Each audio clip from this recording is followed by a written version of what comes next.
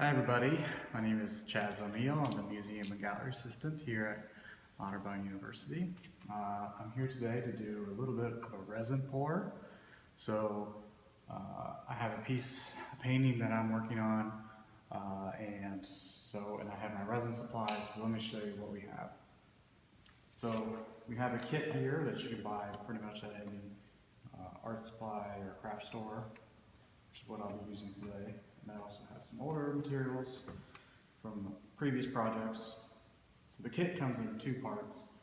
You get a hardener and the resin material itself. So you're going to mix these in equal parts, 1 to 1. Some other stuff you're going to need to have nearby are some disposable cups to measure, something to stir with, like a plastic spoon or a popsicle stick. You're going to need something to move the resin around on with, like a piece of mat board or a flat stick of some sort, paint stick. And also for later, this is always handy, a heat gun to remove the bubbles from the surface. So, you're also going to need gloves, which I will get right now. Okay, so I have my gloves, and also you will need probably some kind of mask to protect you from kind of the chemicals and the fumes. You also want to do this in a well-ventilated area, preferably a room with high ceilings such as this one, or even outside would be your best bet. So,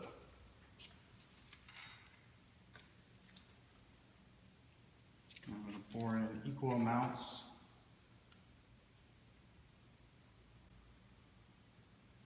of each chemical.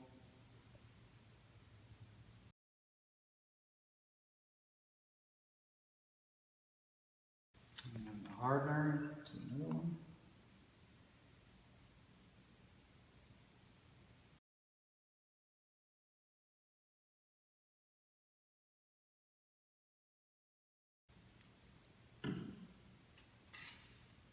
Then I'm going to pour both of them into 1 cup. You want to use disposable cups because you will not be able to reuse these. So don't be using your glassware at home.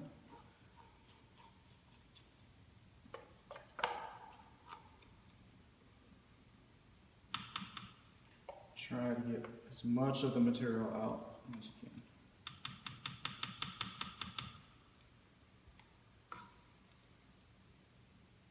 Next, pour in the other half.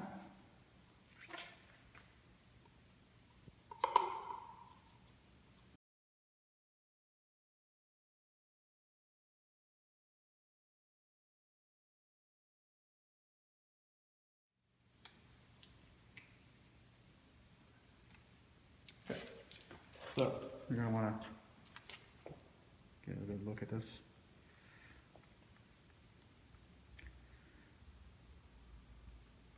I'm going to mix this up really well. So I'm doing a really big pour today, as you'll see on the piece here in a second. So I'm using a lot, depending on the size of the piece that you're going to be covering. Go by the instructions on the box of how much material or how many ounces you should be using, depending on how many square feet, square inches.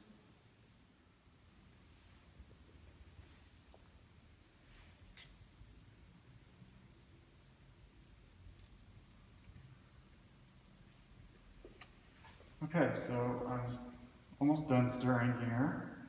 So I have my big painting here that I've been working on. I have it leveled and flat, and I also even raised it off the table with just using some other cups. That way, if resin does come off the side and then drips down onto the table, after it dries, it won't be stuck to the table. So you might want to raise things up to protect other surfaces, so keep that in mind. Okay, Good. So once you are ready, moment of truth.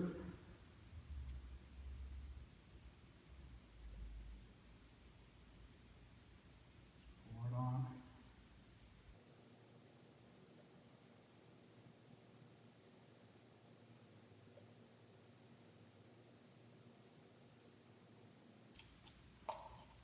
Get as much out of the cup as you can.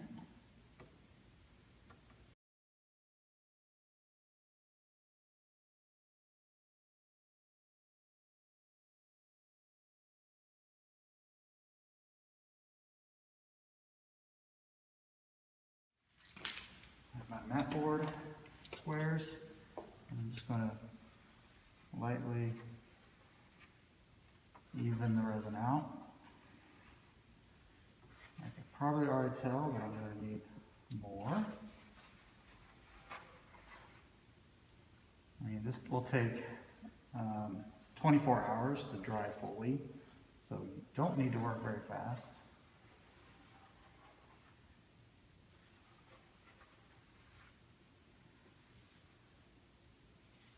All the way to the edges. And I've also protected the floor here, as you can tell, just in case anything spills off to the side. You don't want it to ruin your floor or carpet.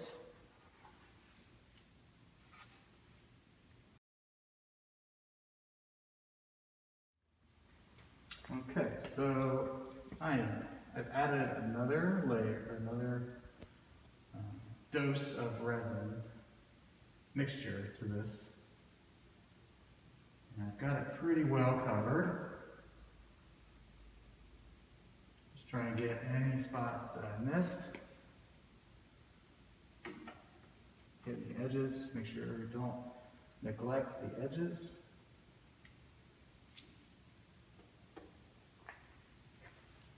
Try to get an equal layer of material. Looks good. So the next part is the heat gun. Take my gloves off because I have material all over it.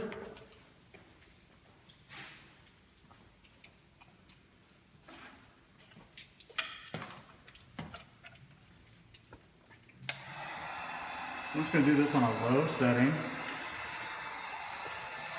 Again, make sure you have a mask on. This is probably the most dangerous part of inhaling or breathing in the chemicals.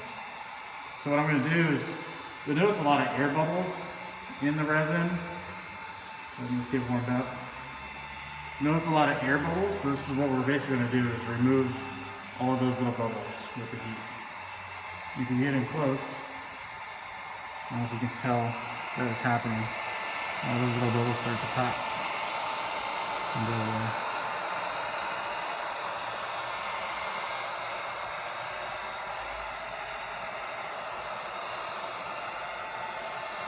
You can also use the heat gun to kind of move the material around a little bit. If you noticed a part that you missed, you can also kind of like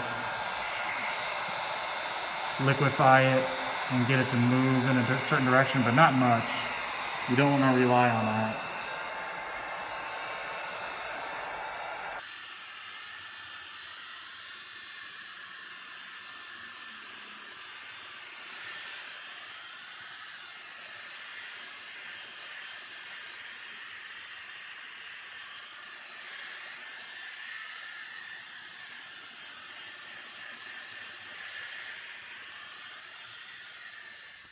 Okay, so I think I've added as much resin as I wanted to today.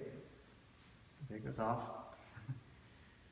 So we're going to let this sit for 24 hours before we even think about touching it.